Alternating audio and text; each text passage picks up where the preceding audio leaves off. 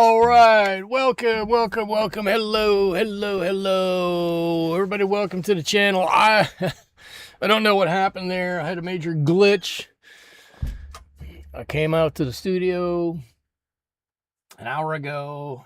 I restarted it, checked my router, everything was working fine. I was using my computer. I checked some email. I actually checked a different YouTube video. Everything's good. I hit record, bent down to get a drink down here, and I hear blip, blip, blip, blip. And I look up and everything is dead.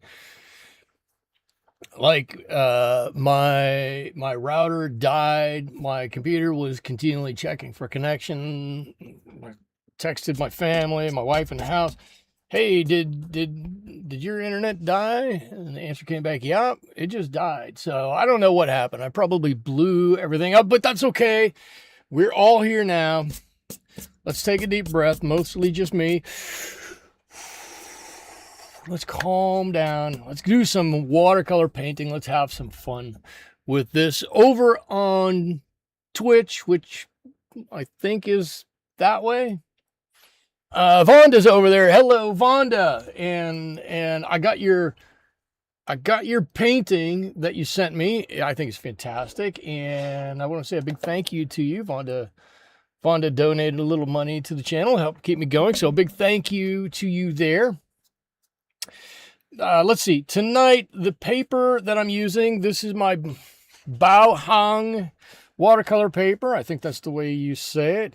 And I'm never quite sure which is the proper side on this paper. I think I got it right. It doesn't matter. It's sized on both sides all the way through. It's actually quite nice paper. This is the studio paper, not the professional paper.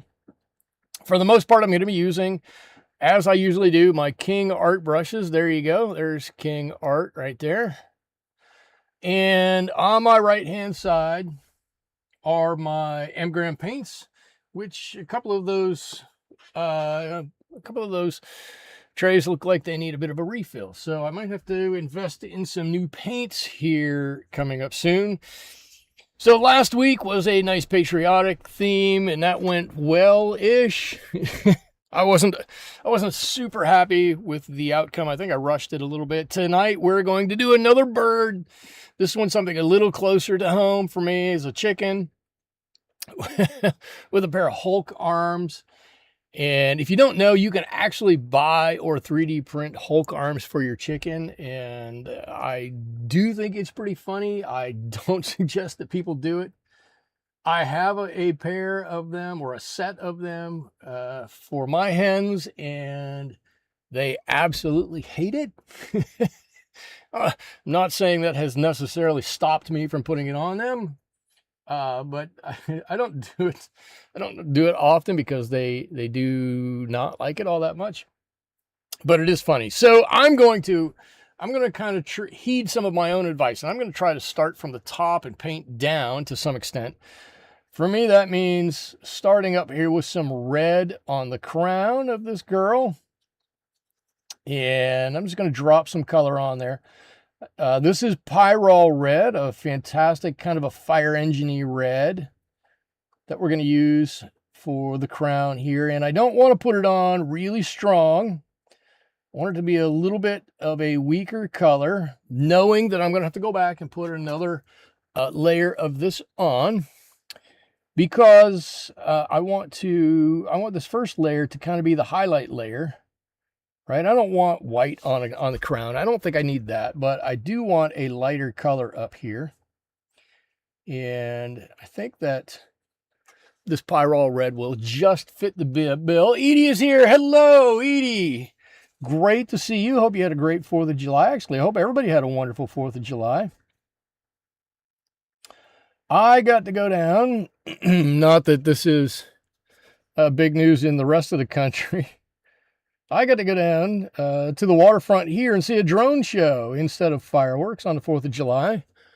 We were all in my town pretty happy with that. First time my little beach town here has had a drone show. Lou Mom is here. Welcome, welcome, welcome. I hope you had a fantastic 4th of July also. I do. I hope you had a wonderful, wonderful 4th of July.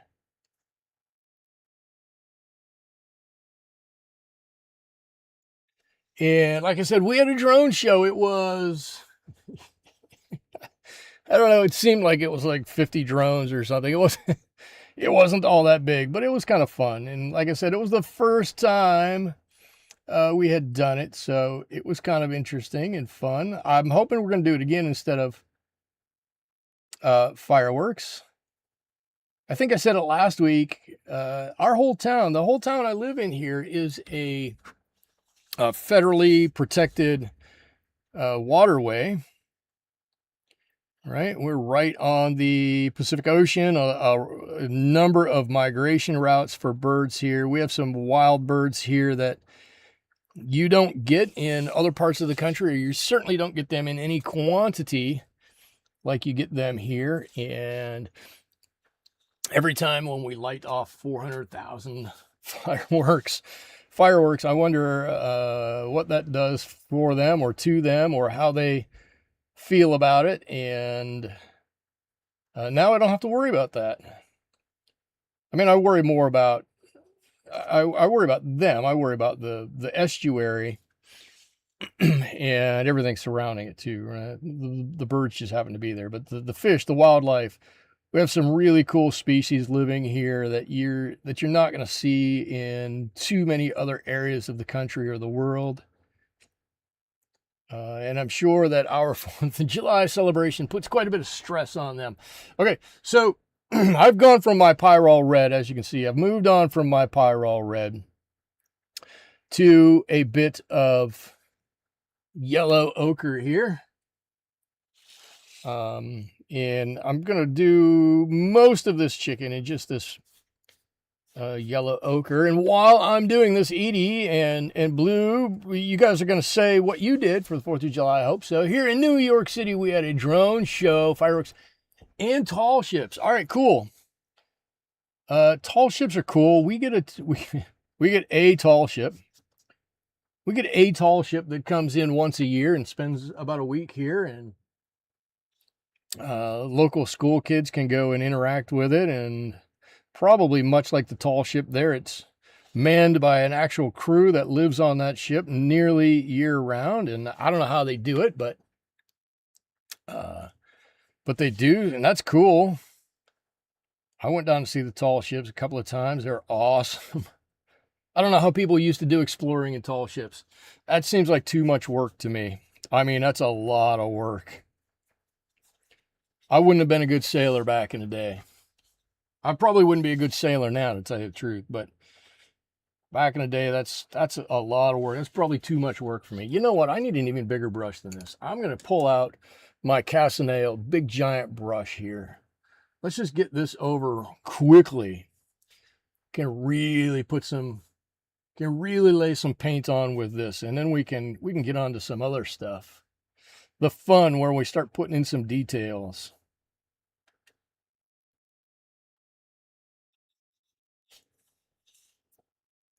All I have to do is be able to go around where these green arms are. The rest of this bird can get a nice coating of this yellow ochre.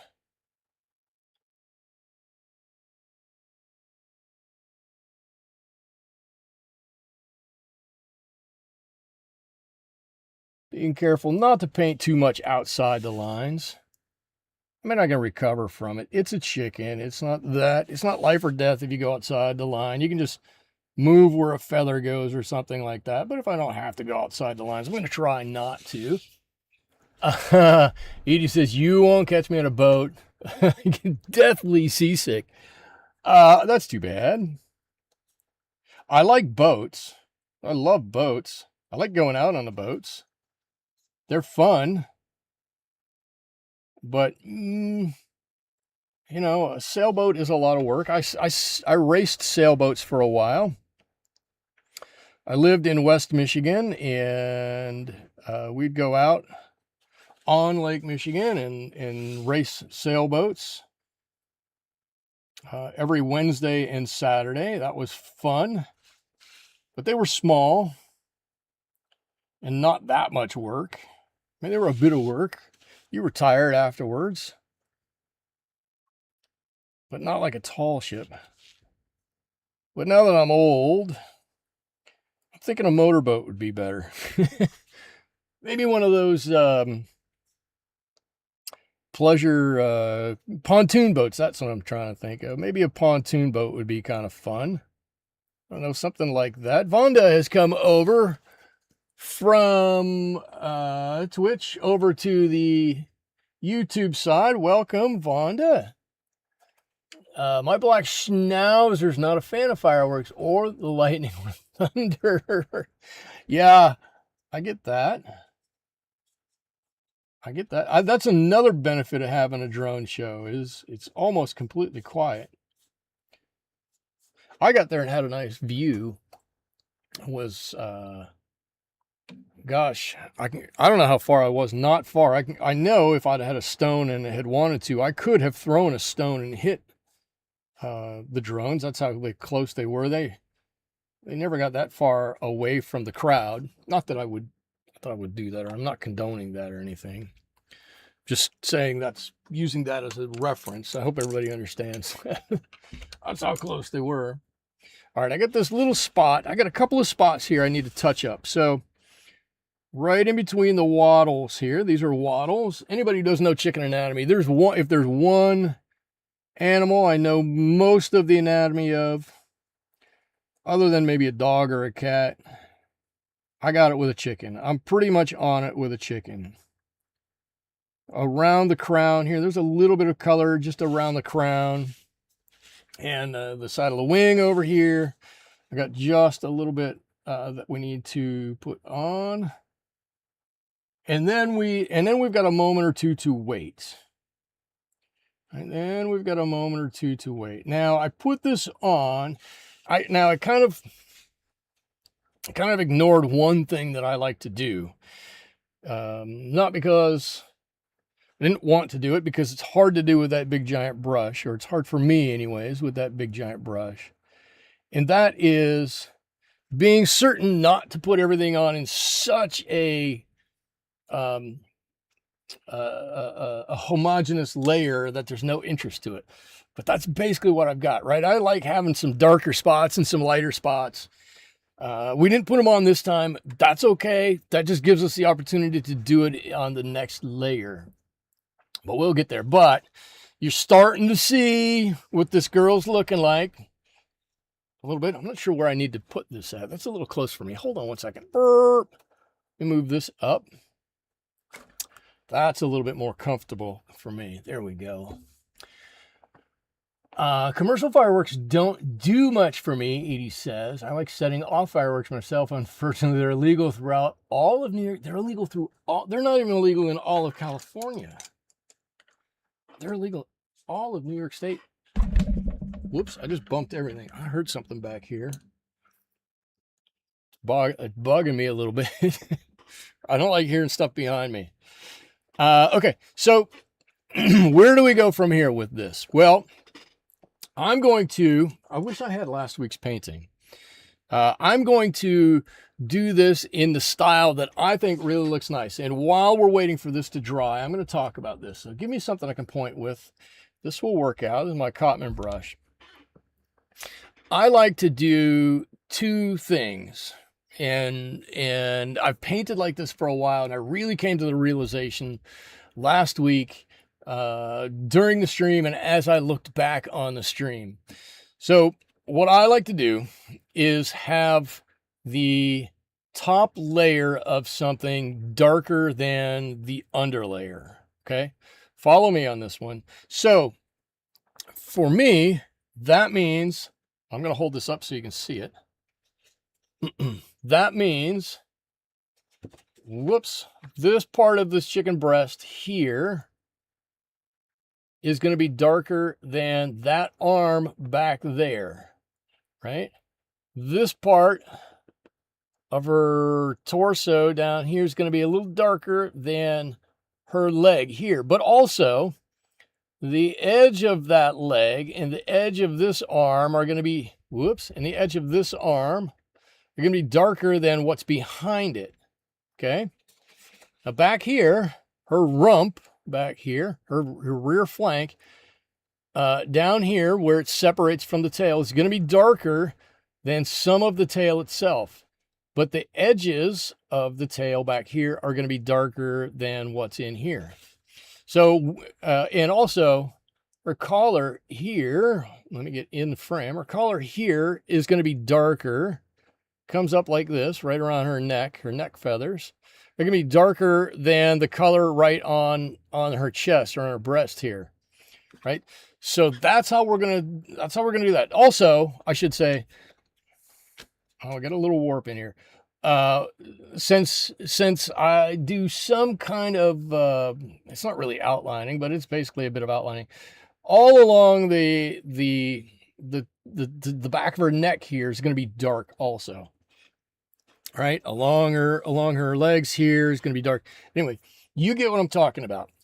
That's going to help to give her, you put some round or some darkness on the outside, leave some lighter on the inside. It's what helps to make it look a little bit round. We're going to do that.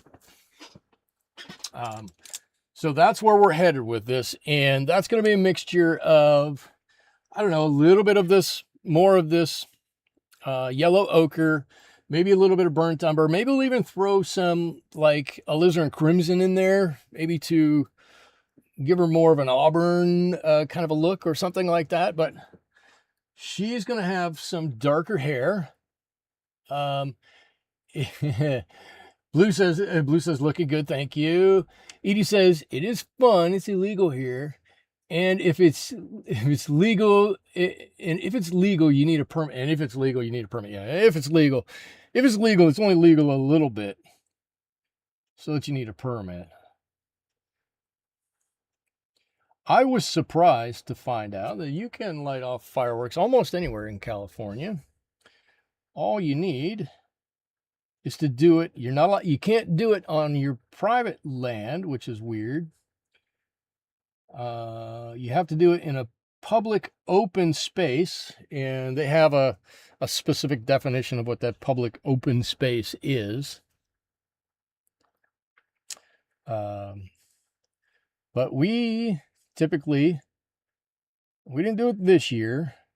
We had other stuff going on, but we would typically light them off in the road in front of our house, and we didn't have a little bonfire going, and we'd invite some of the neighbors to sit with us and watch our fireworks, and usually we have a pretty good time with it. All right, so just starting to build up some color on this crown up here, up on top of the head. That's a crown. And anybody who's ever had chickens, chickens have this weird thing where you know when they're ready to lay eggs because their crown turns red. They're not ready to lay eggs when their crown is not red. Not that it's blue or something. It's just like a grayish color. Oh, and that was still just a tiny bit wet. Let's not do that. There we go. All right.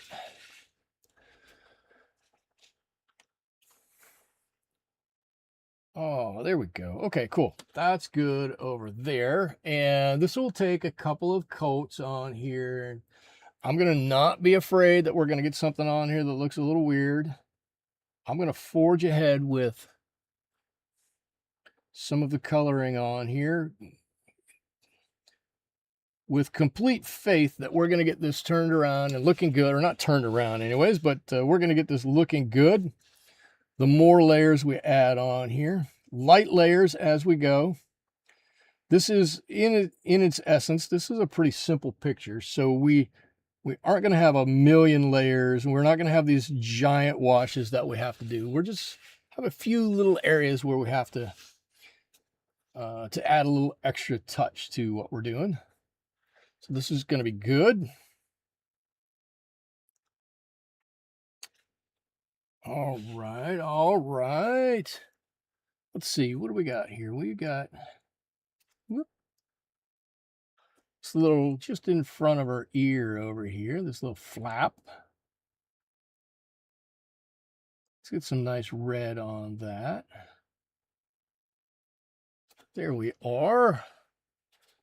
Am I the only one who has I'm not the only one here who has chickens, right? Other people have chickens. I was talking with a friend of mine, a coworker of mine, and he's hoping to downsize when his kids move out of his house.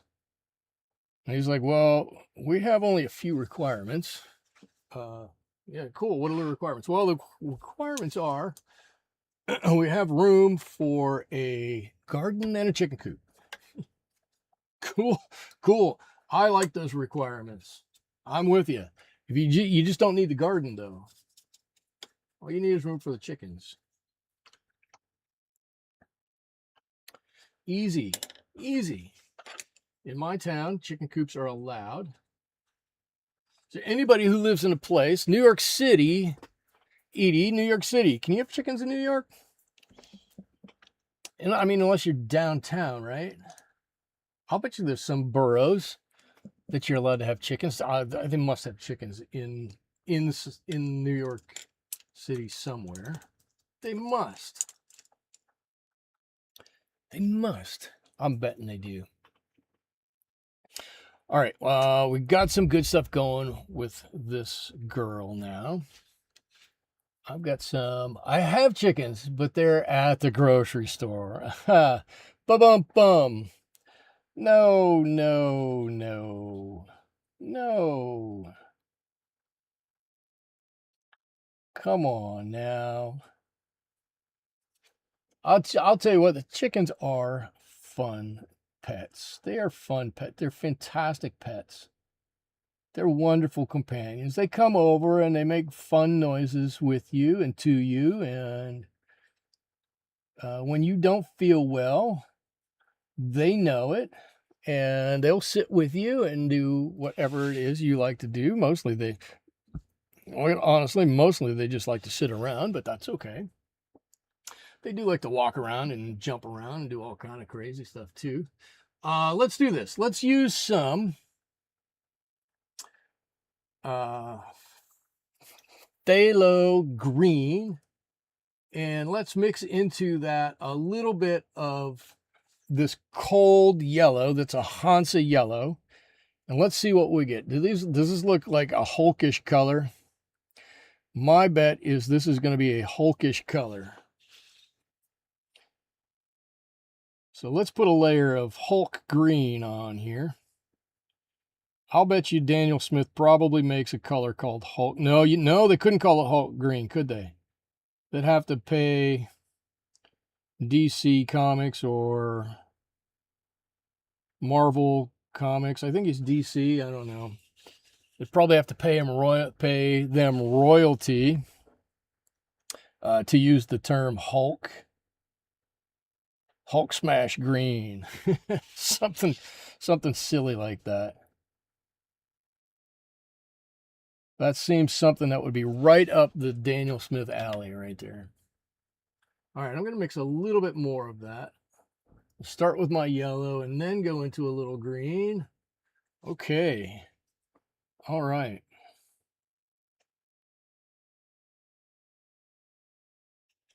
Yeah, I saw these Hulk arms. God, it was probably 7 or 8 years ago, somewhere. I couldn't remember where. And the department I worked at had a shop that my team supported. And that shop had a number of 3D printers. And I walked into the shop and I was like, hey, can I borrow your 3D printers? But I'd rather you not ask what I need to use it for. Which immediately meant they're going to ask what I need to use it for. And I was like, well, I have this crazy idea that I want to make some Hulk arms for my chickens. And they were like, first of all, that's outrageous. And you probably shouldn't do that.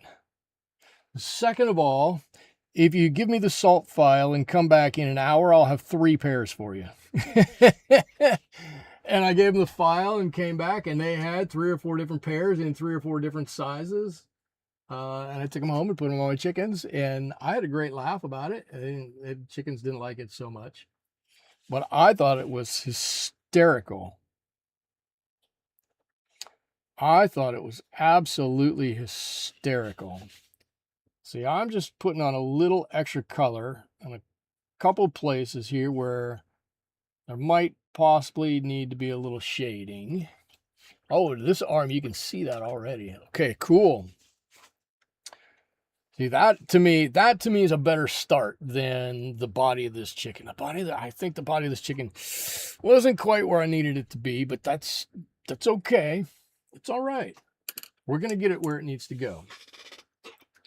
But first I'm going to need to clean a little bit more of this palette up. I got all these crazy colors in here.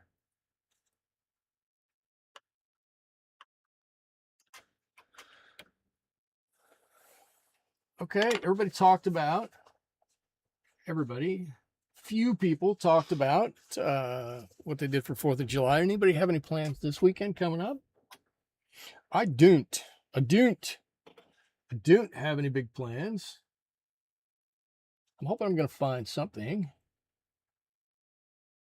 I suspect I'm probably going to have quite a bit of yard work to do, which I guess is okay. I don't mind doing yard work. Yard work is fine. It keeps me busy. Cleaning up the girls' cage. Making sure they have a really lovely, clean place to live. I take care of them. They're going to give me some fantastic eggs. That's the way I look at it. All right, look at this.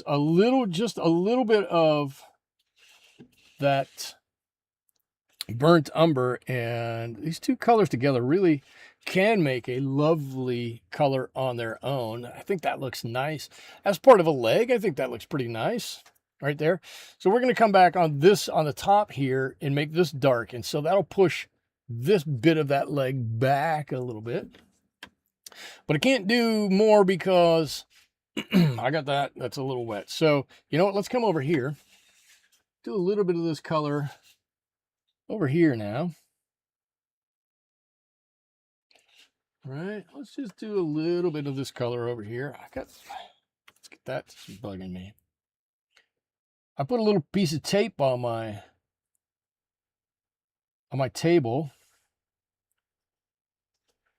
so if I'm not paying attention, I know basically where I need to be, where the paper needs to be, without looking up at my monitor up here.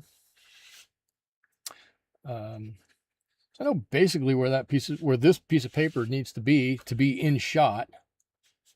That works great, except for sometimes it's completely frustrating. And I don't like it being here. Like when I have to turn my page at all. That's okay. It's okay.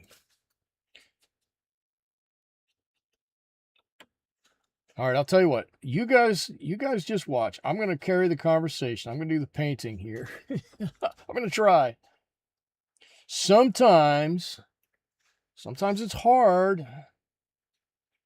I've told you this before. Sometimes it's hard to think and talk and paint all at the same time. In fact, a lot of times it's hard to think and talk and paint all at the same time, which is why I end up with the paintings I do from time to time. Sorry about that. All right, so now we're going to come in and we're going to do this tail over here. It's nice that this bird has some nice big pieces we can play with. But I'm gonna do the tail the same way, but then we're gonna come back again and do more back here because I want some almost black areas on the tail, right? I've got 2 big buff colored girls, just like this chicken is. Did you guys see Frida or you guys see Cha Cha? You know my girls. And the tips of their wings, the very tips of their wings, on their feathers, on their collar, or on their feathers, on their wings, on their collars, on their tail, They all have black tips on them. Oji-san said, "Oh, I would just step away from the coop." So no, no, no, no, no, no, no, no, no, no, no, no, no, no. The coop's fine. There we go. That's a nice transition in, and when we get some color up here, it's gonna look even better, even more better, even more better. It's a good term. Even more better. All right, so I'm assuming all this is dry up here. We can start to put some color up here now too.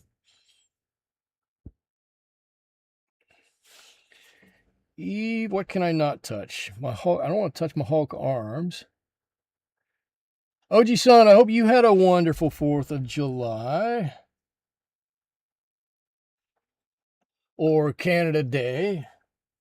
Are you the one from Canada? Oh, I don't remember now. Oh, I'm disappointed in myself. I just said that and then I was like, uh-oh, Canada. And now I'm second guessing myself. Which I don't like to do, but I do more than I would like to admit.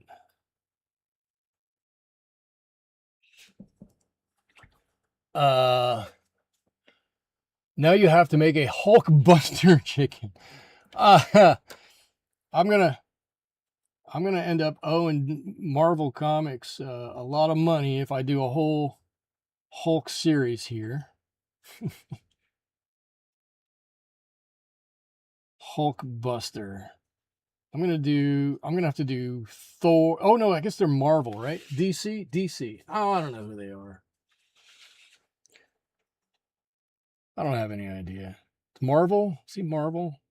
No, it's Thor, Iron Man, but it's not Superman. Superman's the other one. So Marvel is Thor and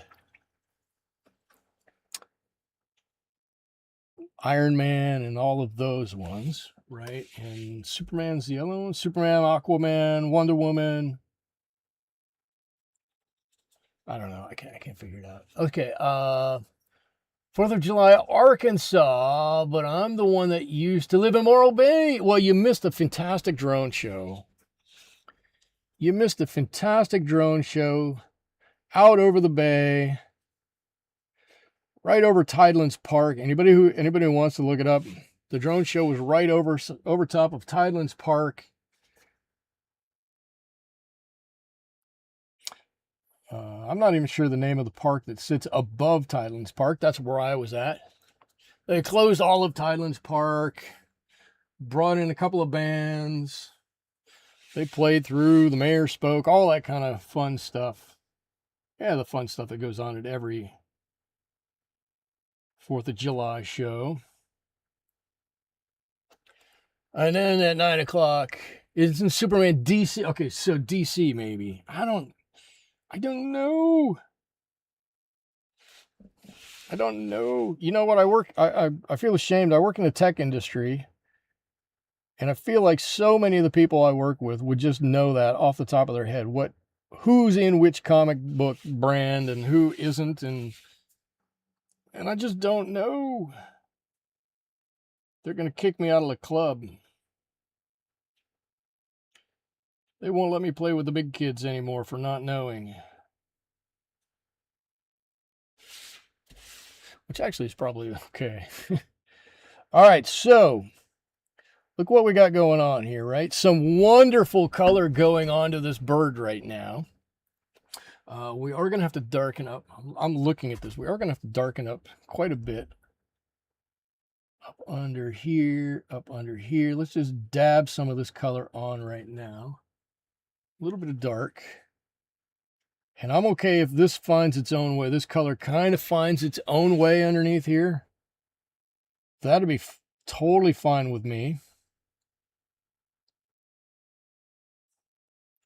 This is all nice and dark. This can all just mix by itself and get nice and happy and spread itself around a little bit. And we'll all be good with that because I don't think for a moment I could spread that around and make that look quite as nice as this is going to do all on its own. And as long as it's wet, let's take advantage of it and allow it to do that. There we go. Oh, I think that looks good. Oh, that looks good. Look, now we're starting to get a little face on him, a little bit of attitude going on there. Let's see. All right. What can we do? Hulk arms are dry. Let's go back and do a little bit of shading on our Hulk arms now. As long as our Hulk arm color isn't too dry. So we need some dark here in our arms. Right. All the way up the body here. Can probably come out most of that. Just trying to look to see where there might be some light and where there might be some shadow on this and start to build that up. It needs little purple shorts. So I started... Don't ask... Well, I mean, you can ask me why. I can tell you why. Because of this whole 4th of July food eating competition thing. I got in on my YouTube stream now a channel of a guy. It's called Beard Meets Food. It's this English guy who just goes around and does all of these food competitions, and he beats them all. I don't know how he eats like 10 pounds of food at a time. He's going to end up dead pretty soon. Polka dot shorts. But yesterday or today or sometime really recently, I watched him and he went to, I want to say he was in Idaho at a comic book cafe of all places. I was like, oh, that's it's a weird thing to have in Idaho, but okay, good people of Idaho. You are allowed to have a comic book cafe. And he ended the video by walking past a giant Hulk statue. I mean, the statue was like literally 9 or 10 feet tall. You love that channel. Okay, cool. And he's like going, does anybody else think it's weird that he grows in size, Hulk grows in size, and all of his clothes go away except for his pants? I'm like, yeah, let's just kind of gloss over that a little bit. We're not going there. Beard Meets Food. And that guy eats a ton of food. I don't know if he's ever lost a food eating challenge. And I hate to say that I watched it just because we had the conversation about Joey Chestnut last week or 2 weeks ago or whenever it was. And then I'm sure YouTube is listening in to me.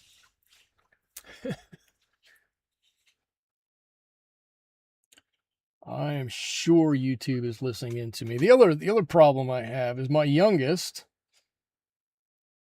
If you're listening to YouTube, you can take it off. My youngest did a search on, I gave him my phone or something. I don't know. Maybe we were doing something and he looked something up on the family TV. Anyways, he searched for the Gap Band. You Dropped the Bomb on Me. And that stinking song, I love the song. I don't have a problem with the song, but that thing has been in my YouTube feed for months now, and I can't do anything to get rid of it. I can tell it not interested, but YouTube doesn't listen to me. I don't know if anybody else has ever run across a problem like that or not. It looks like all the greatest hits of the Gap Band have now shown up on my YouTube feed. There we go. So we got some arms, and they're starting to come to life here a little bit. They're getting there.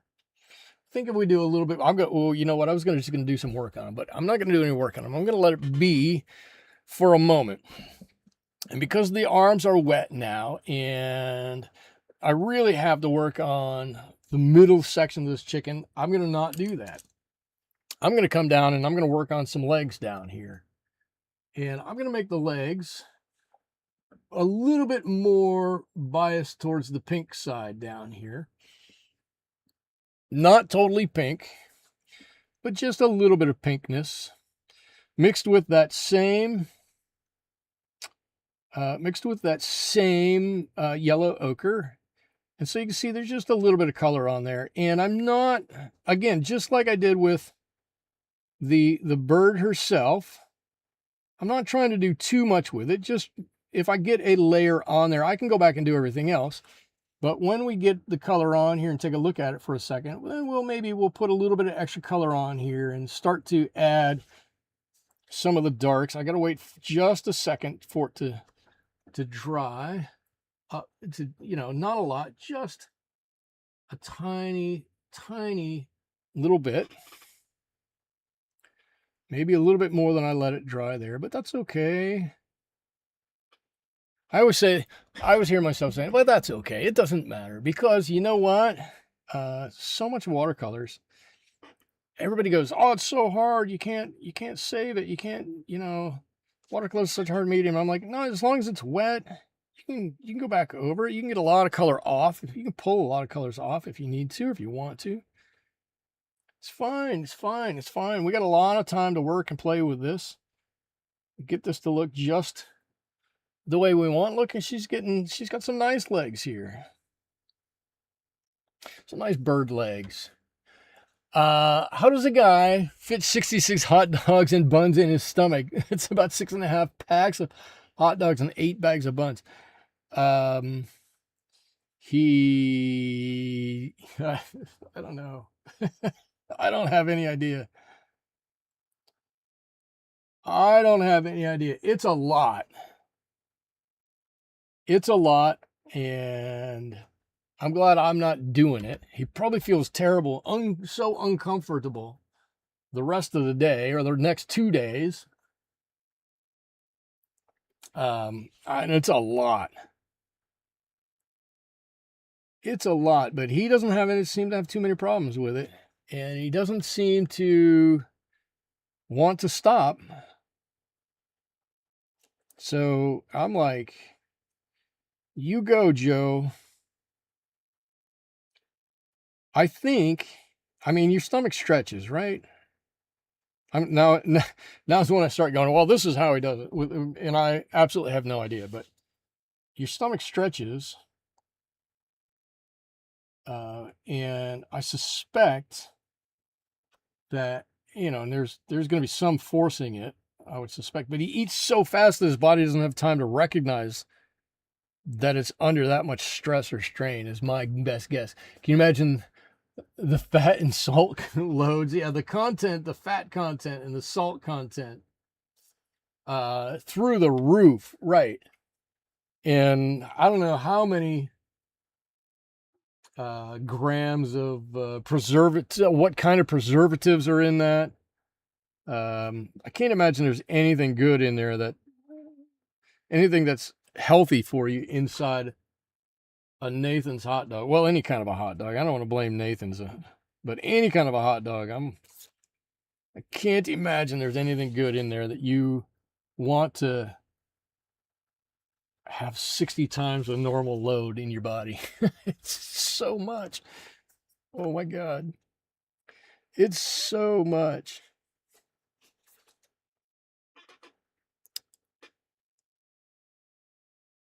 So I do have a little bit of news. It's more news for Dwayne, but you guys can hear. I showed you guys the couple of baits that I painted, right? I'm so tickled with how they came out. So I bought some more. I wanted to see what other ones, what I could do with some other baits. So I bought some other baits and I painted some up.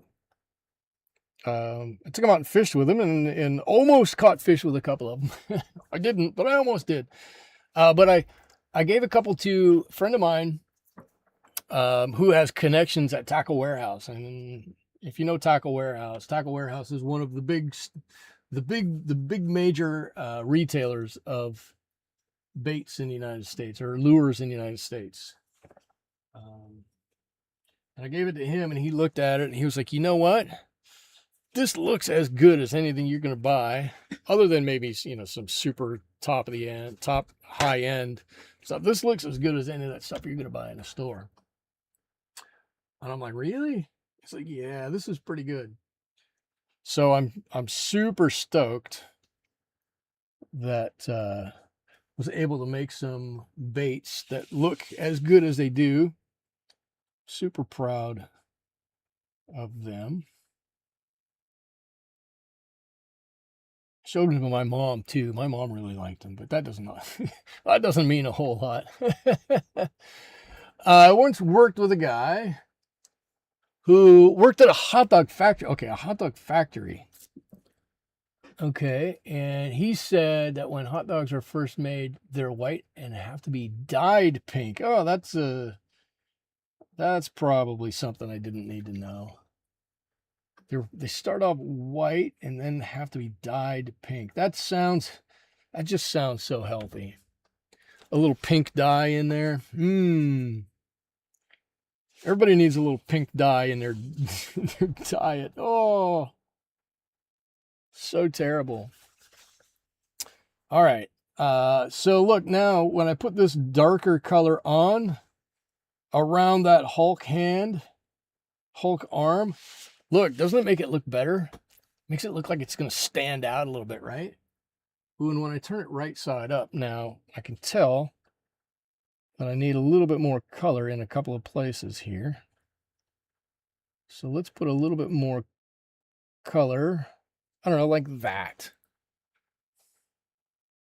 Let's do that. Some of that color. I think that looks better like that. Really, really healthy. Real healthy. I once interviewed a guy. I used to work in human resources. And I worked human resources for a glass manufacturer. Okay. And this was a long time ago. And when I tell you the story, you're going to understand how long ago it was. The glass manufacturer made glass for CRTs, picture tubes for televisions. Right? So now you know how long ago it was. We made CRT picture tubes, and we specialized in making really large ones. So all of our picture tubes, I think the smallest picture tube we made, let's say it that way, I think the smallest one we made was 28 inches. And we made 35s and 42s and 48s, right? It's stuff that today you're like, that's no big deal. But when it's all glass, it's a lot. And we were expanding our workforce, and we needed to hire a lot of people. So we were interviewing everybody we could, basically. We call all the local hiring agencies. Dude, do you have any people we can talk to? We need to hire, so many people by this date and whatnot.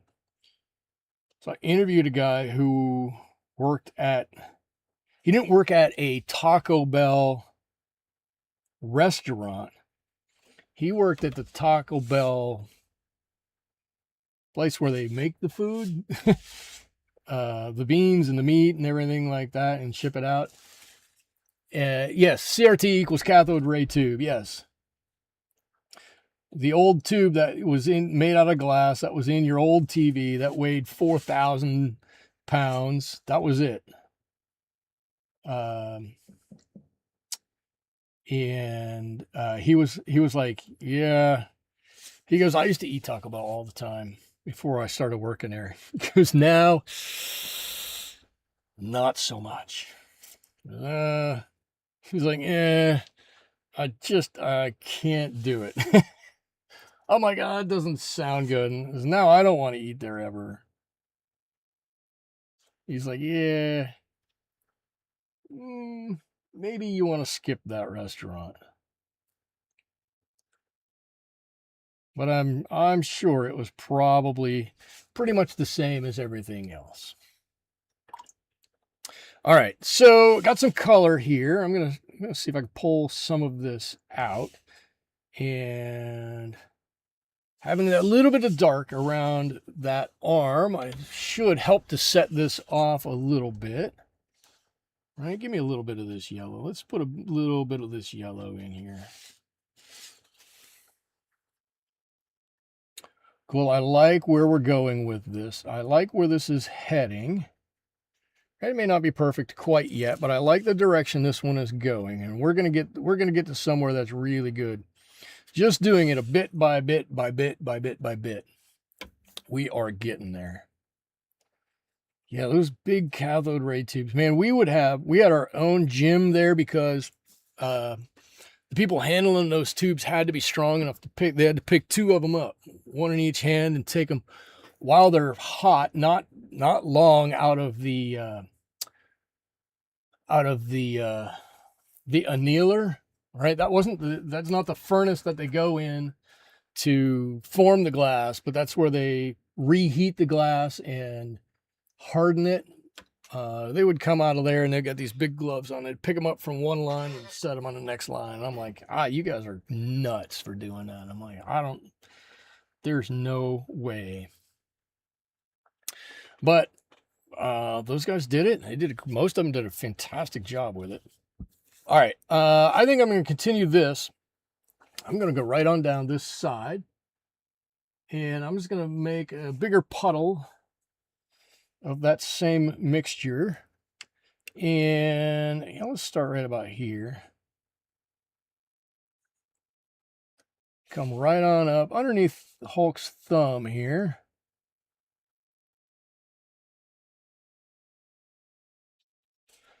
There we go. And all the way up here.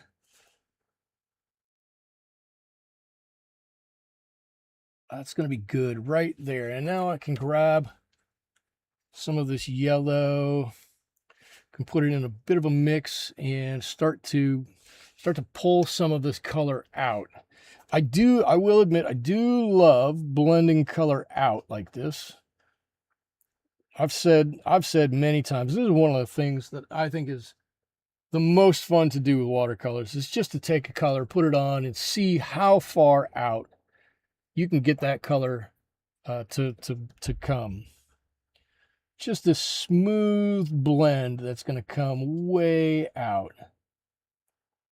It's such a cool thing that you can't do in other mediums. It just doesn't work with other mediums. But with watercolors, it's such a cool thing to see. And once you understand how to pull all that color out, holy cow, it's almost exhilarating. It's something to see and something to do.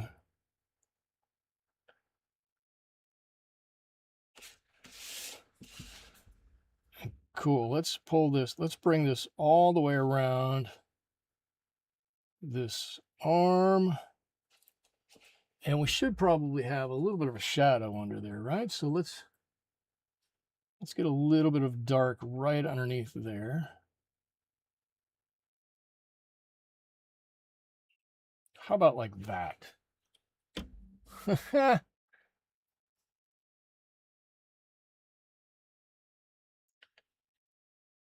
See, by the time we're done with this hen is going to be wanting to be in DC Comics.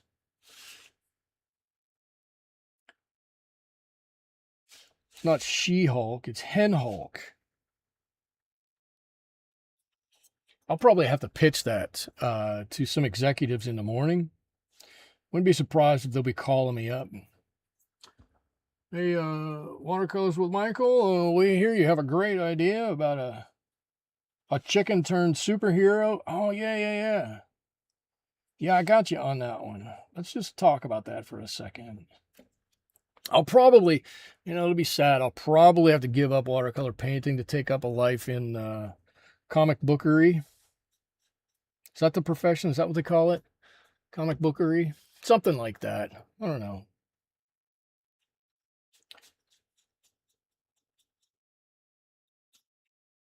That'll be terrible. But you know what? I'll make the sacrifice. for you all so you can continue to see Hulk Hen. Hen Hulk. What did I say? Oh, what did I say it was? Hen Hulk. There we go. And look, we got some cool color variation over here. I think that looks good. Right? You got some nice differentiation here. Got a few good things going on here. Now, I can try to do a couple of things. Let's do this. Well, I feel like I'm cleaning my tray a lot today. You're all still with me? I'll make sure you're all still with me. I'm going to get some, we get this wet. We're going to be able to get a lot of this out of here. This is my sepia. Get some of that in there. And let's get a little bit of this black. This is my lamp black over here. Let's put those together. All right. Get a nice color. What is the color? Where do I have a sheet of paper? Let's just take a look to see what that color is.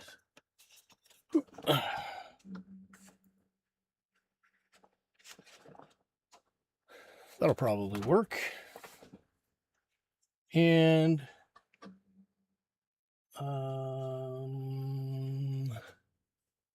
let's see.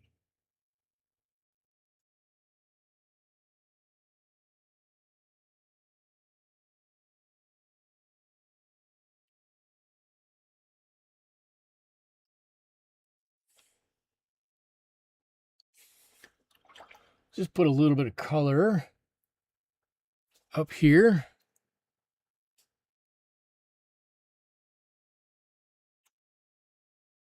Yeah, right on the tips of these feathers.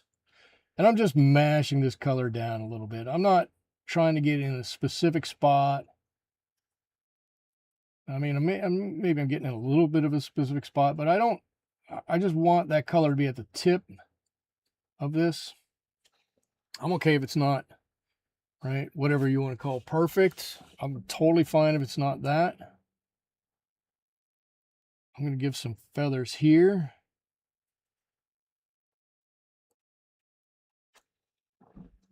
Shoot, let me fortify this with a little darker brown here too.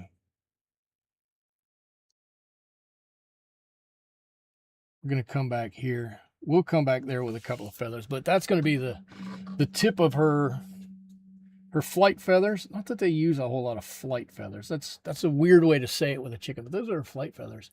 Painting swiftly tonight. Am I? How long am I? Oh, I'm an hour in. I am painting pretty quickly. All right, Blue Mom says we need to take a break. So it's time for a water break, and I have the biggest water jug in the world. That's good. Oh, yeah. Nothing beats water except water. Okay, let's see. Blue Mom, why don't you throw some questions out there? I'm painting too quickly. I'm not disagreeing. Throw some questions out there that are going to slow me down. And while you do that, I'm gonna work on this girl's legs right here. Something like that. There's a little shadow in here. And then I'm going to pull this down the side of her leg. Maybe a little down that side too. Look, there we go. Put a little shadow color in here.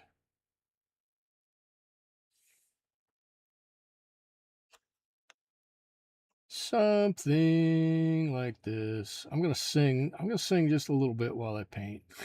No, I'm not. I don't want to. Do you have a B headset? Vera headset. Vera Ops.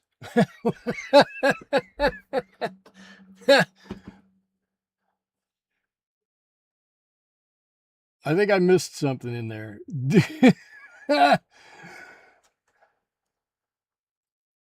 Do I have a what kind of VR headset. Oh my God. Do I have a VR headset? I don't. I don't. Are you kidding? People barely let me have paints. They don't let me have a VR headset. I'm oh my God, it's Apple. I have no Apple products. I'm Apple free. The only Apple I have is a Cosmic Crisp Apple. That's it. I love anybody. If anybody's never, if nobody has ever tried eating a Cosmic Crisp apple, oh my God, do yourself a favor. Have a Cosmic Crisp. Best apple ever. Yes, that is just my humble opinion, but uh, they're so good. I'm a big fan of the Cosmic Crisp apple. But that is the Cosmic Crisp apple from the grocery store is that's the extent of my Apple products. Painting with VR sounds fun. Can you paint with an Apple headset? I suppose you probably could. I'm sure there's programs. I'm sure there's something. I don't know. I had where I worked. I was assigned an Apple computer and an Apple cell phone for years. And I moved to a different division. And most of the people that I was going to be working with at that time had PCs. And I went, well, if they have PCs, I'm just going to get a PC. And I never went back to having any kind of an Apple product. So at this point, I haven't had Apple anything in 8 years, 6 years, 7 years, 8 years, something like that. It's been a long time. I don't even know if I know how to use an Apple anything. Probably would. With what AI can do today, I imagine that VR can look quite realistic. I would imagine VR is pretty advanced right now and getting more so all the time. I can totally see that. I watched one of my favorite podcasters today. Anybody who doesn't watch her and you like science and understanding things, you should. But I'm going to leave it at that. If you don't want to watch her stuff, that's totally fine. But Dr. Hannah Fry, and she did a funny experiment. Is that too dark? That might be too dark. She did a funny experiment with an AI agent that she built.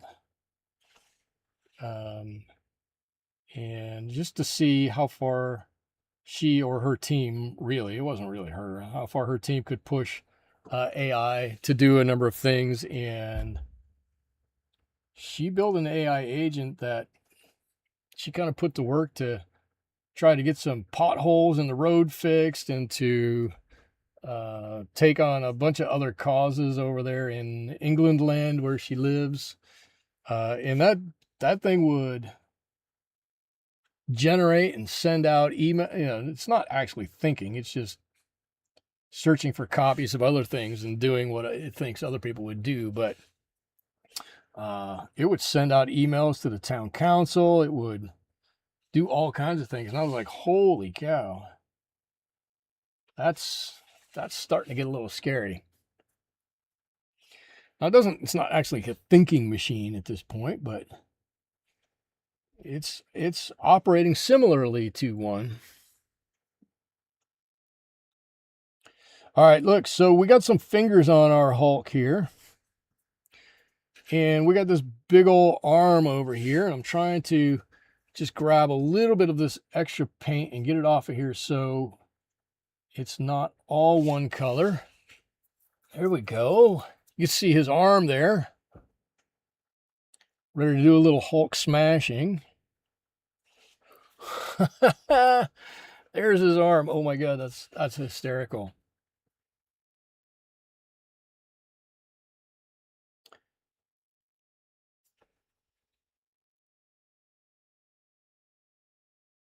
Oh, I got to do the same thing on this arm over here now too. Let's see if I can remember. This was phthalo green, a little bit of this cobalt green. Do you guys, let me ask you this question. Do you all want me to talk more about the colors that I'm using as I'm using them, or am I doing this in relatively an okay fashion? You guys kind of okay how I'm doing it? I'm happy to talk more about the colors I'm using and why I'm using them and when I use them and how I mix them. I just don't always know that that's what everybody wants to listen to. Right? Sometimes it is, sometimes it isn't. I do realize this is a watercolor channel, so I might want to throw a little bit of that in from time to time.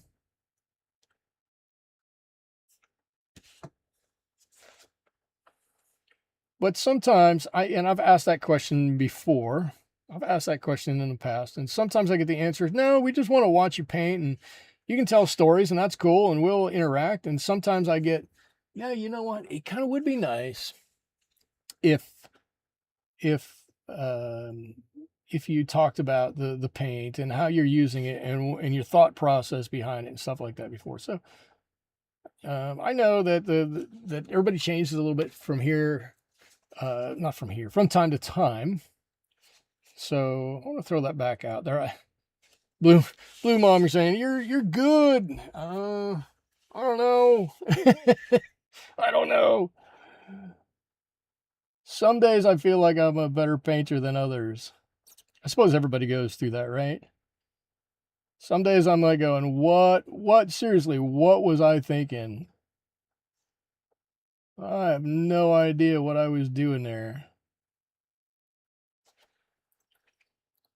I'm happy to continue on and paint how I paint and tell you what I'm, basically what I'm doing, or more, I guess, tell you what my thought process of it is on why I'm doing it. I guess is more of what I do now.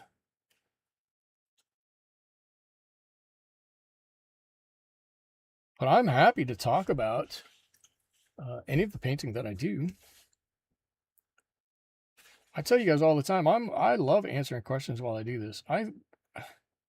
It helps reaffirm that I know what I'm doing. If I can talk about what I'm doing or while I'm doing something, it makes me think that I kind of know what I'm doing a little bit more than maybe I don't know what I'm doing.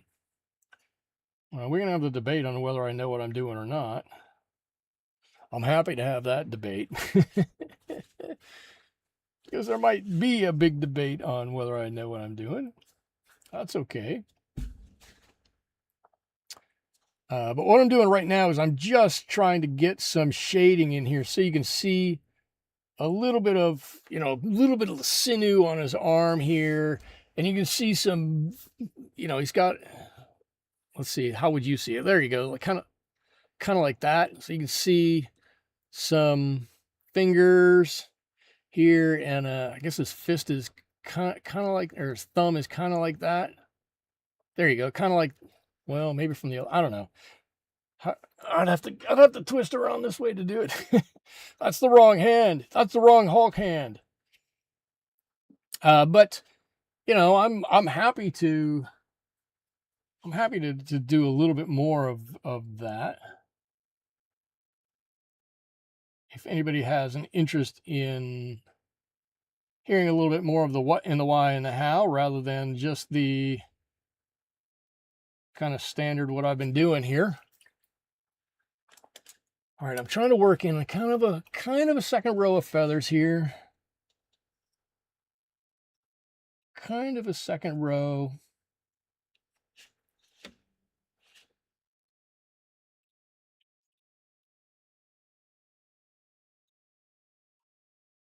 Oh, I think Frida, I just heard Frida outside. I think she knows I'm painting her. There we go. That's a chicken tail to me. Looks like a chicken tail. A chicken, I look like a chicken tail. It's chicken tailish. All right, so I'm gonna do something else chicken tailish here.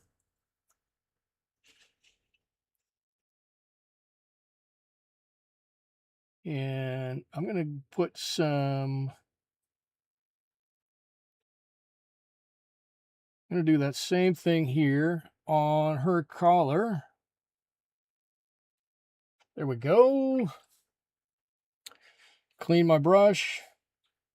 And I'm not worried about how far it comes up. Mostly what I want is that edge. So a bit of water to help blend it all out. Oh, and look at you, you're looking good. Look at you. A little bit of this brown umbery color back in there to help these two areas blend together a little bit better. And now we're cooking. All right, so there we go.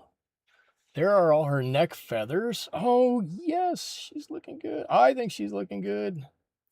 She is getting there. She really is. Okay, you know what? While we have a little extra time, while I'm waiting for this to dry a little bit, I'm going to do a little bit more on her wattles here and on her crown. Let's really punch that up, right? Crown, crown, crown. And this is going to come down to basically right about here. Follow her head up that way. Right, all right. And then I want to put a line on the far side, on this side. Then with almost no water on my brush, Dwayne's here. Welcome, Dwayne.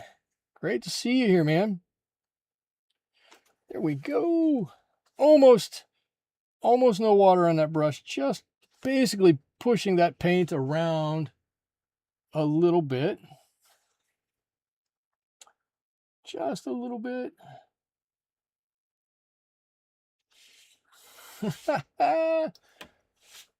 Now she's got this beautiful bright crown. I don't want these colors quite to touch all the way up there. I'm just going to mess this a little bit. In fact, give me a little bit of this darker color here. Put a little bit of dark on that crown. This is just, I'm just throwing in ever so slight, a tiny, tiny little amount of this burnt umber. I've worked with it quite a bit with burnt umber and this red, and it's just going to give, it's going to give a little bit of darkness there to it. Oh yeah. Yeah, somebody over on Twitch trying to sell me on some cheap viewers for some reason. Good evening. Side hustle went out tonight. Okay, cool. Dwayne, that's cool. Henny Penny says, come on, Sky, let's see you fall. Seriously, I dare you. I dare you. We are, no. This girl is looking good here. She's going to continue to look good. I think she looks lovely. Well, you know, she needs some toenails. She needs some toenails. Now my chickens,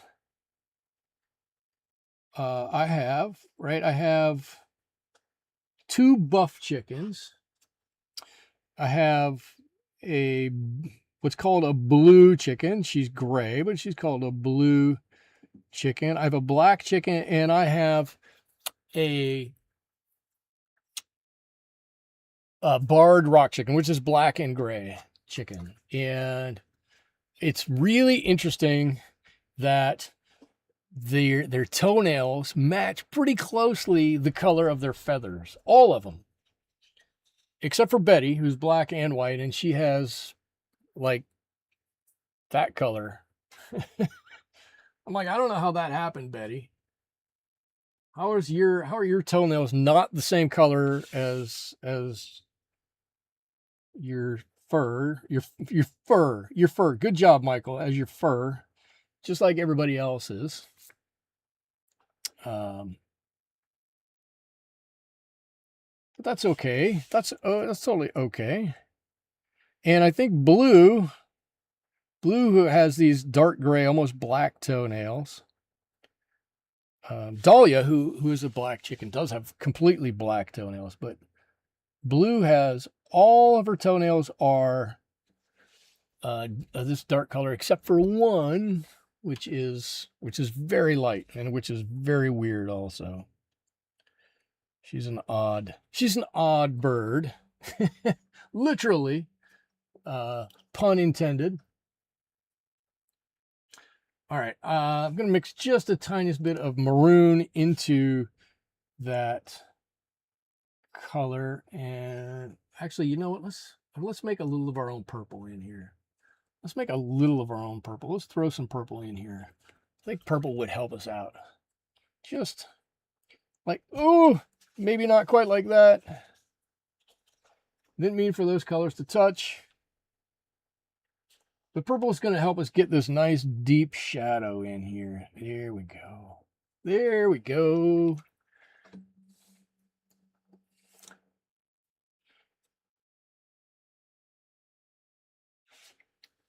Dwayne, I got some news for you. I continued my bait making crusade, and I know I caught some fish on the other jerk baits I made, but I made up some walking baits and threw them out there to fish with them. I'm sorry, everybody else. Dwayne's a fisherman too. I don't always have a lot of Dwayne time. My fault, not his. So sometimes you got to capitalize when you can get it. And it was really nice to see that my walking baits paid off. Had some really nice blow ups on them, which was cool. If you want to see, I got my phone here. If you guys want to see pictures of them, I can pick up my phone and show you. But I just painted a couple really. It's too much.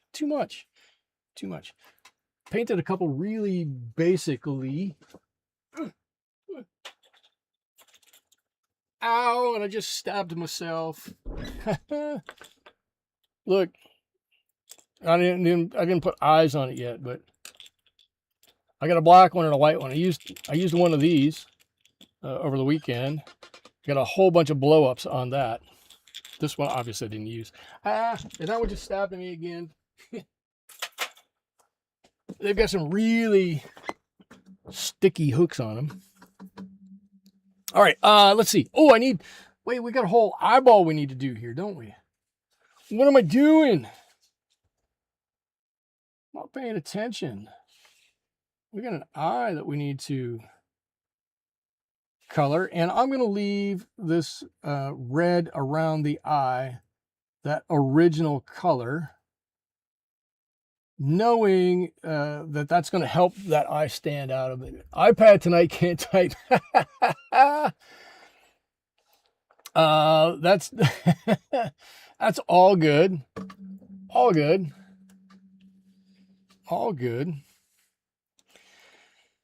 Let's see. What do we need to do? What do we have left to do? Of course, we got some on the beak to do here.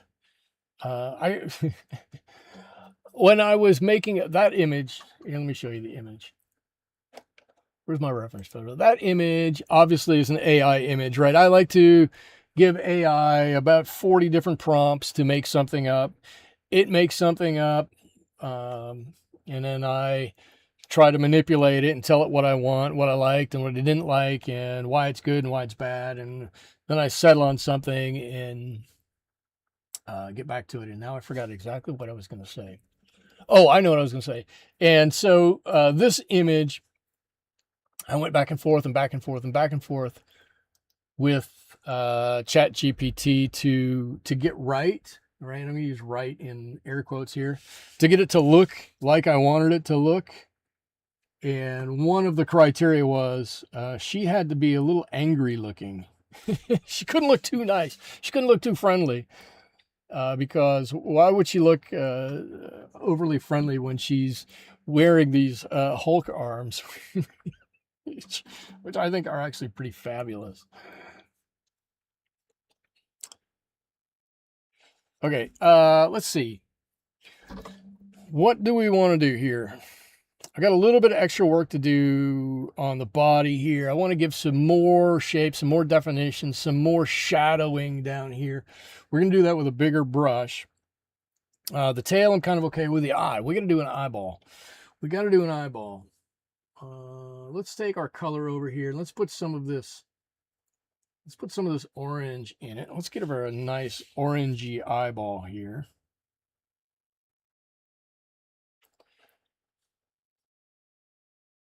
So for her, I think, you know, we'll do a couple of layers here on her eye. I don't think that the eye is going to be as important on her, and the shadowing inside that eye is going to be very slight. But what is going to be important is the oh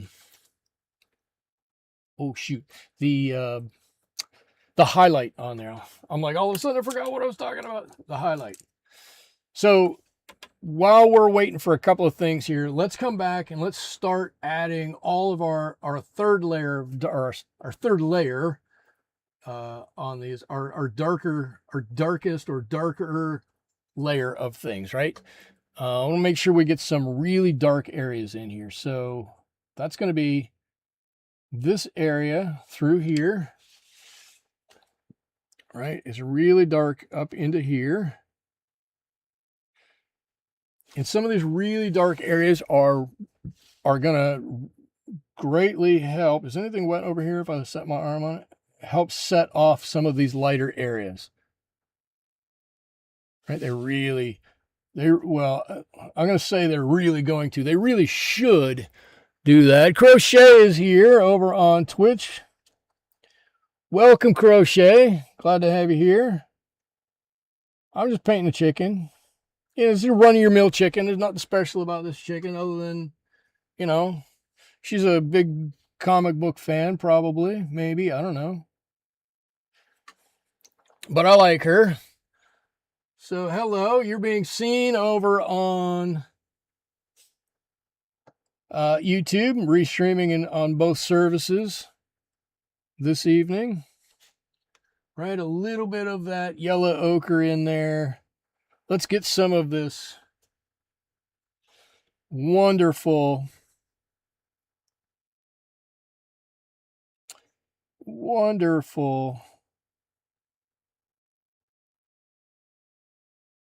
what's the word I'm looking for? Oh my gosh. Burnt umber. Why? These past couple of weeks, I can't remember burnt umber to save my life.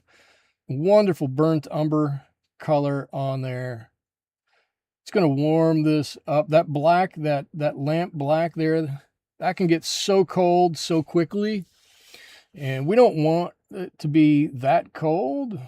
Maybe it's a little cool of color. Crochet, any questions you got, throw them out there. I love talking while I'm painting. One of the things I do. I'm willing to answer just about any question. You throw it out there, I'll read it off, and like I said, almost anything I'm just going to read off and answer because that's what I like to do.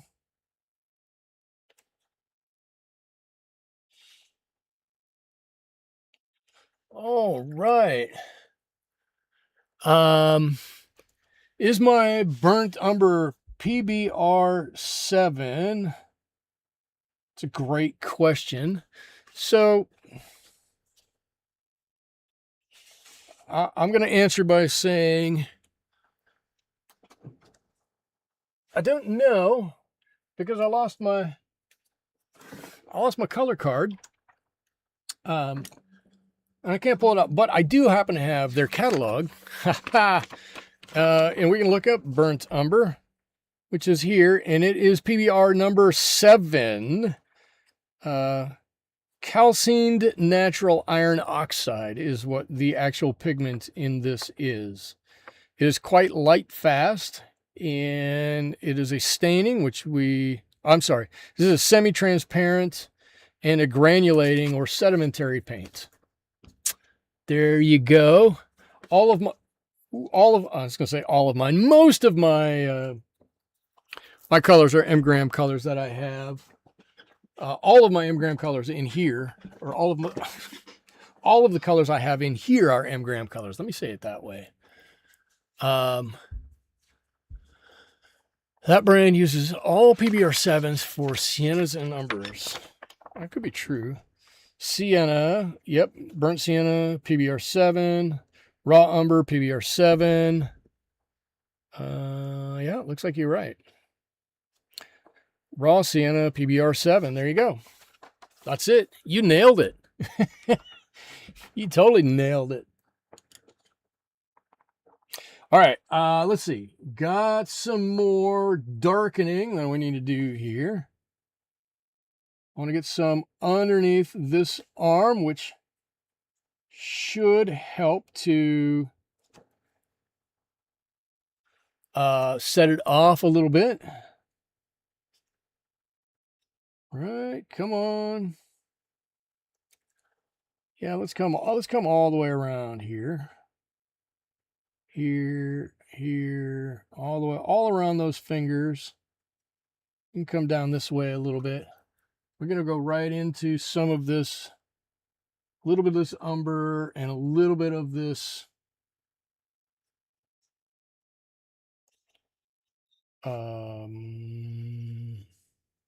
yellow ochre. When is the last?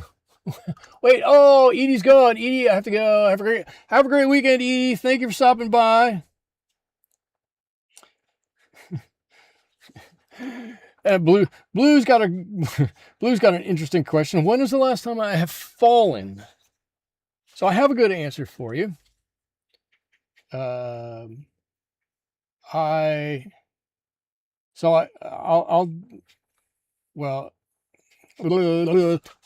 Just let me chew on my mouth a little bit here while I'm coming up with my answer.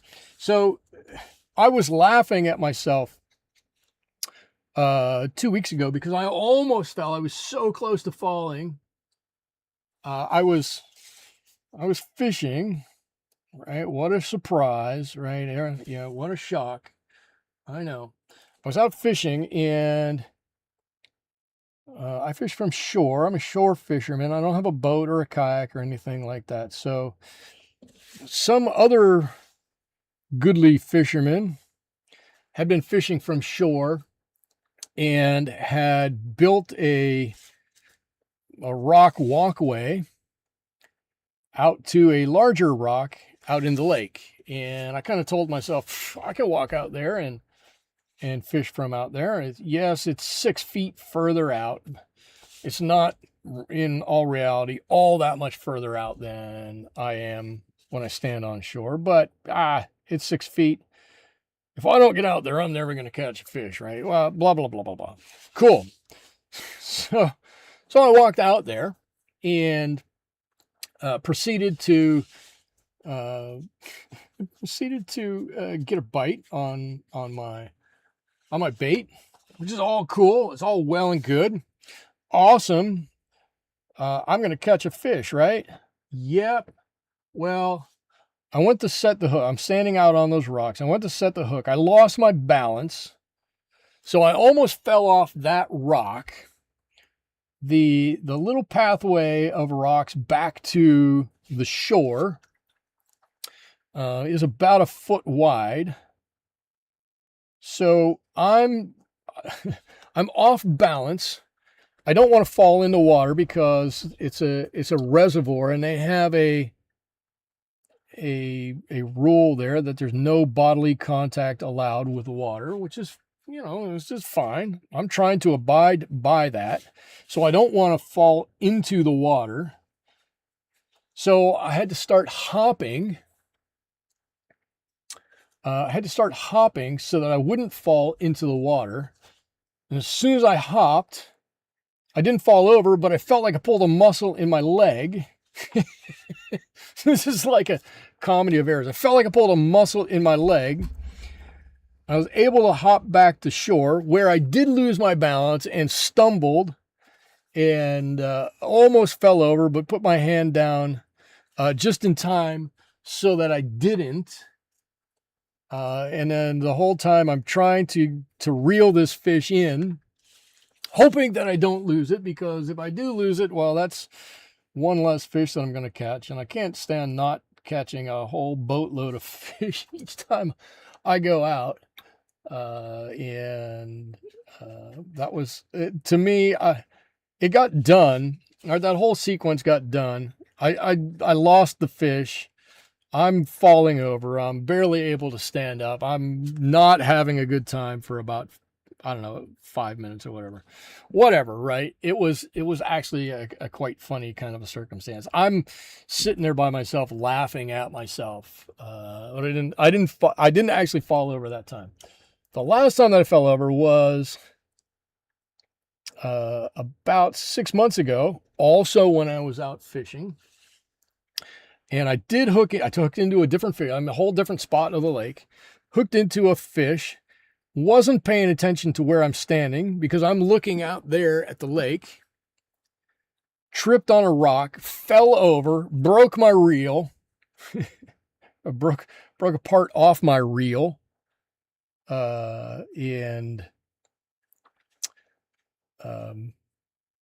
hurt, cut my arm. Where did I cut my arm?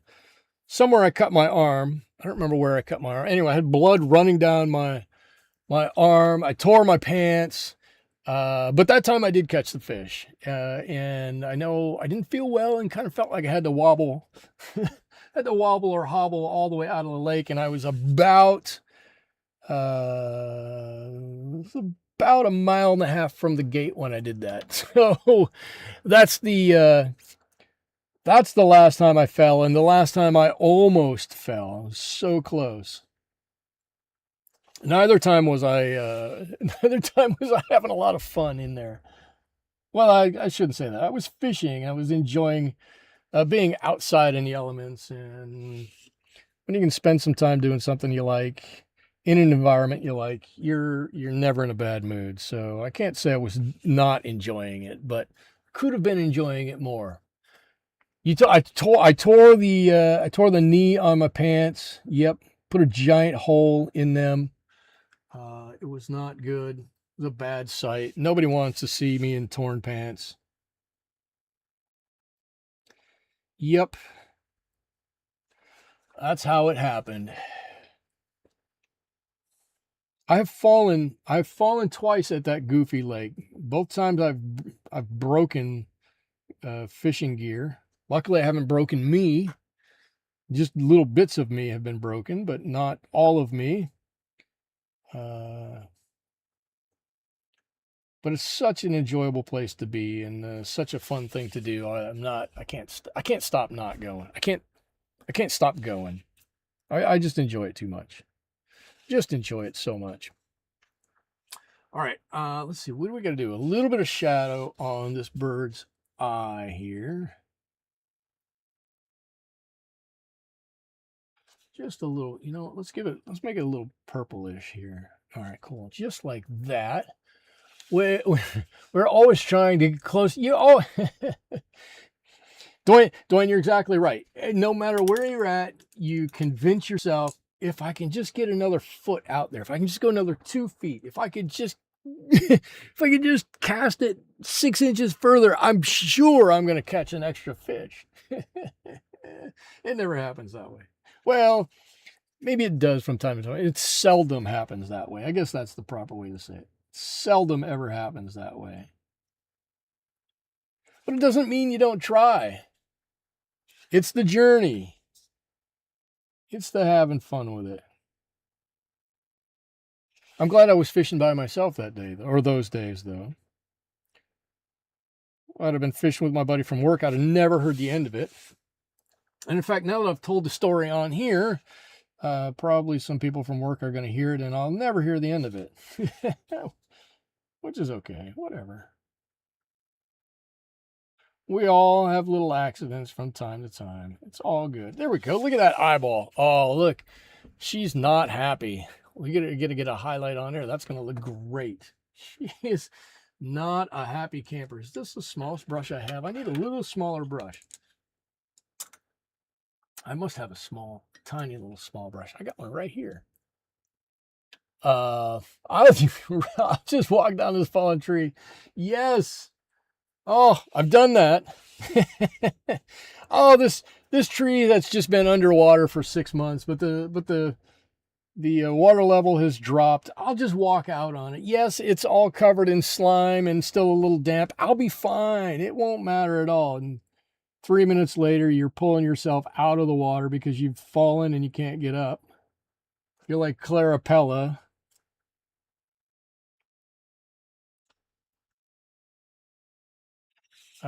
It happens to, we all do it. We all do it. Why we do it, I have no idea why we do it, but we do. All fishermen do. We're all a little nutso sometimes. Every time I see a place, I'm like, it would only be 2 steps to get out there. I could just, you know what, I'll just get out there and I'll make a cast from there and then I'll come back to shore. Nah, never works. Doesn't work that way. If you're going to cast from there, you can fish from there and fall from there, as the case may be. All right. I'm trying to, all right, this guy's got some big knuckles here. Trying to just, whoops, that's a little too much. Add a little bit more definition to some of these fingers here. Thinking I really want these fingers to stand out. All right, that might mean I need to add a little bit more dark in a couple of places here. That's okay. Nothing wrong with that.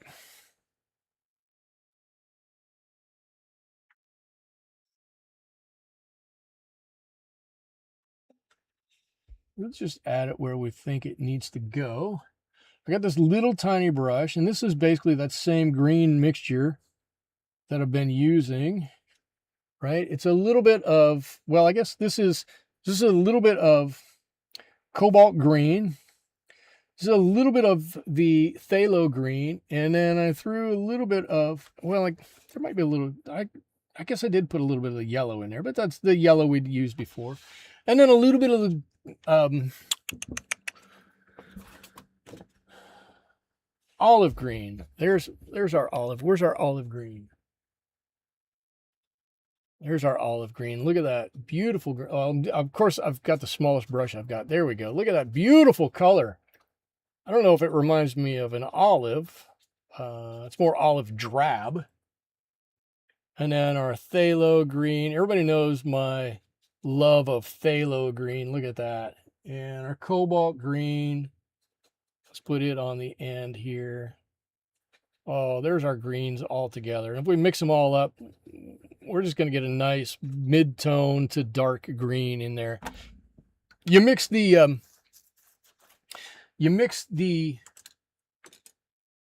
phthalo green, and it really does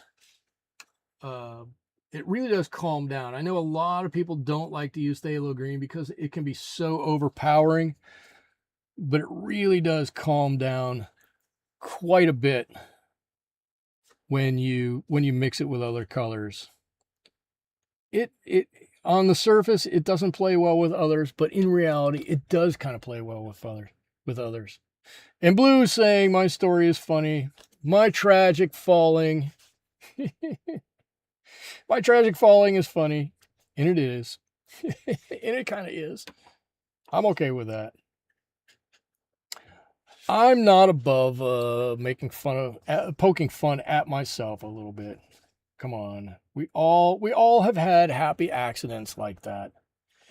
It's not anything bad. It's just something that happens. Let's get a little dark over here too. I seem to have picked up a little too much water on here. That's okay. We'll figure that out.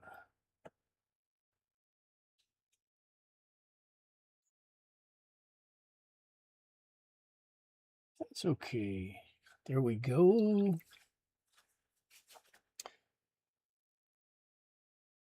All right, now Blue, you were telling me I was painting too quickly at the 1 hour mark.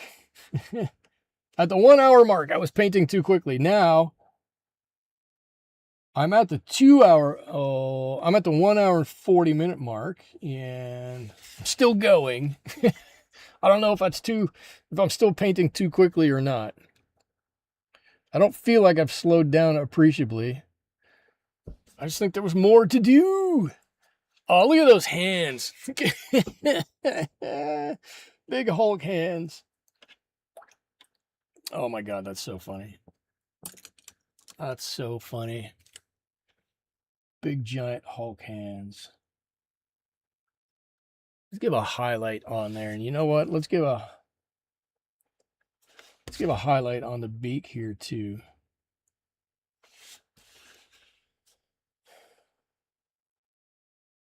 Let's get one on a knuckle, on a knuckle, on a knuckle, on a knuckle, on a knuckle, on a knuckle. I don't even know if you can see the highlights on the knuckles. It didn't come out brilliantly. I think I need a new pen. Or I need less textured paper. That could be what I need. All right, she's looking pretty good. She is looking a little funny. I think if this is dry, I think what I'm going to come back and do, and I'm in the territory where I might just ruin this. I might just ruin this, and I say that because this is sedentary paint. There's already quite a bit on here, but I'm going to pull some of this color up from down below here. And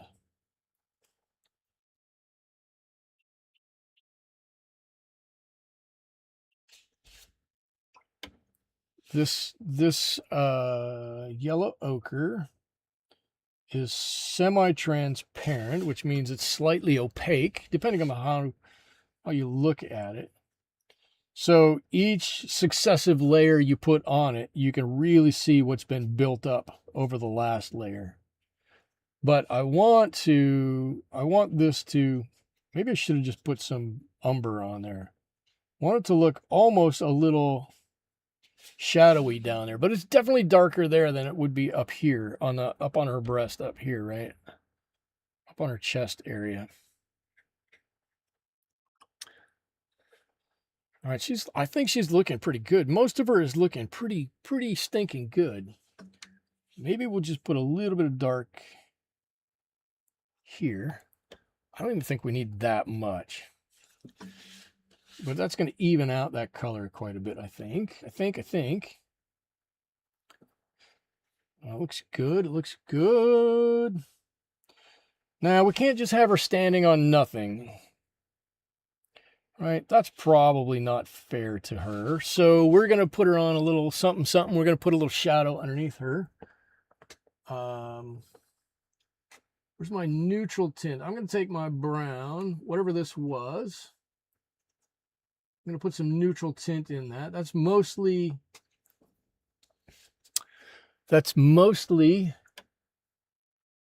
sepia and neutral tint. What does this look like? That's not quite the shadow color I was hoping for.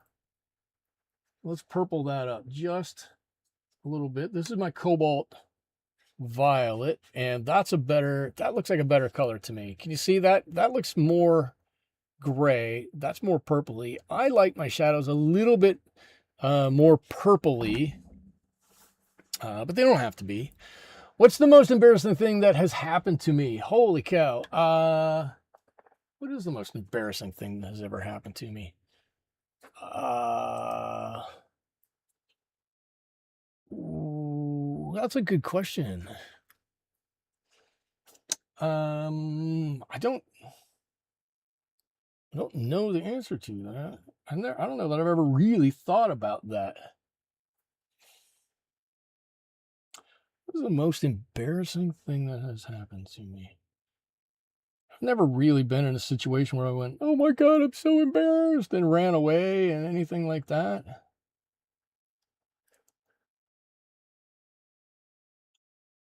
Let's see.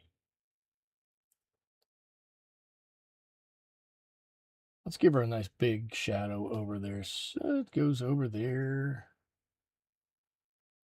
I'm thinking,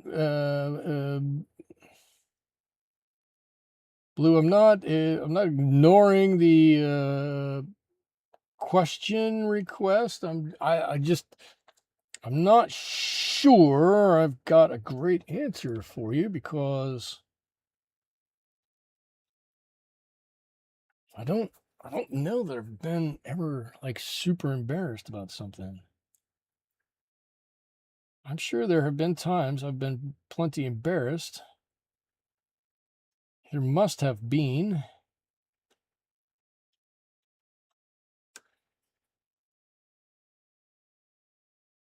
I'm just not recalling what they are at the moment.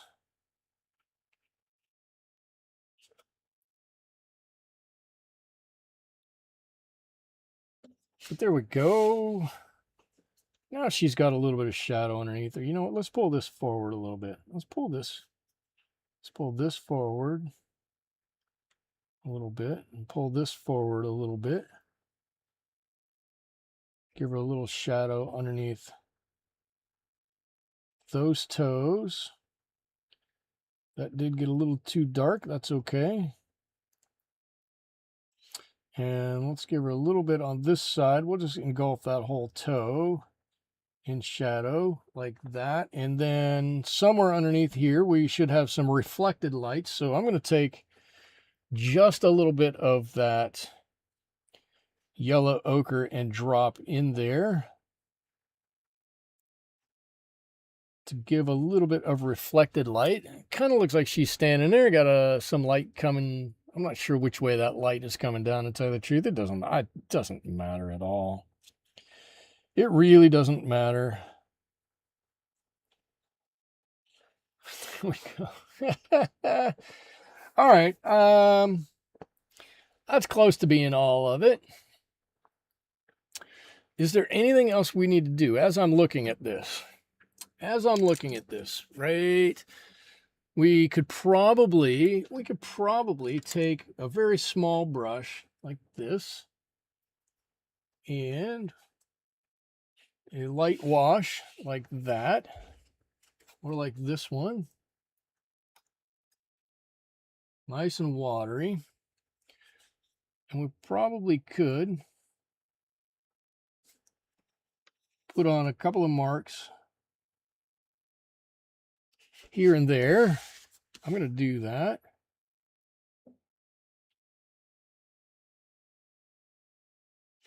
A couple of marks here and there.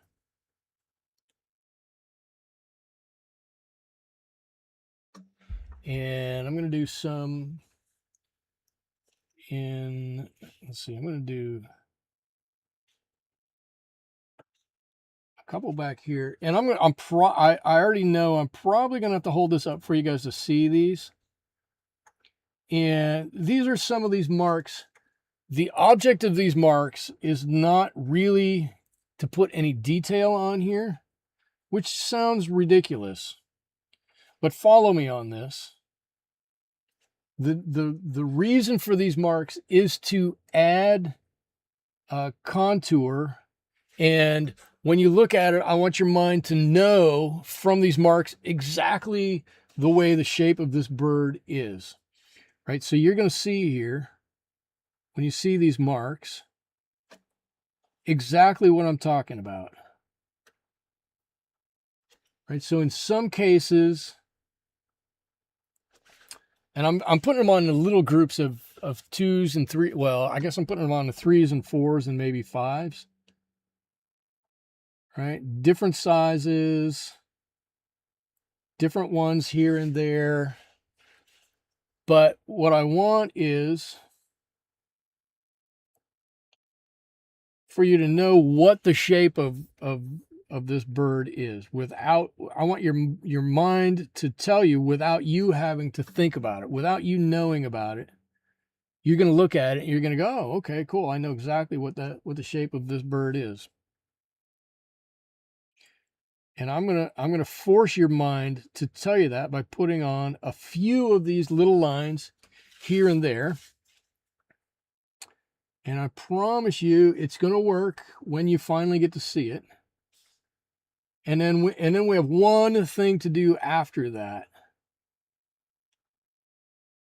which is another thing I really like to do, which drives some people nuts, which is sometimes even more of a reason to do it. Sometimes it is.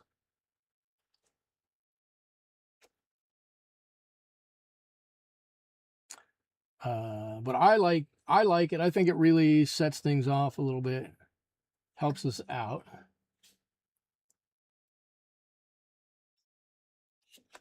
All right, we're almost there with some of these marks, right? They can be very light. There doesn't have to be much to them. Very small. Whoa, put my hand in some wet paint there. Okay, cool. So look what I did, right? Just some small, tiny lines on there along the contour of where those feathers might be going. And those few little lines on there, I know it's going to be hard to see it through that camera. But if you look at this in real life, you're going to go, oh, cool, I get it. Yep. There's some stuff there. I get it. It works for me. Now, the last thing is that I've got to follow along with these contour lines quite a bit. But I just want to, with a nice thick paint, and I'm trying to match the paint to the color that's there. I just want to take away that hard edge, right? I've got a hard edge here. I can, whichever way the contour of this is going to go, I'm just going to put some ticks, tick, tick, tick, tick, tick, tick, on there. Ooh, let's see, I got to do this one this way. So start out right on that line and just pull it out ever so slightly. All it does is break up the monotony of having that hard edge. You don't have to do a lot of them. You can do as little or as many as you want. In my opinion, you only need as much as the effect you want to portray, right? So oops, let me put one or two over here.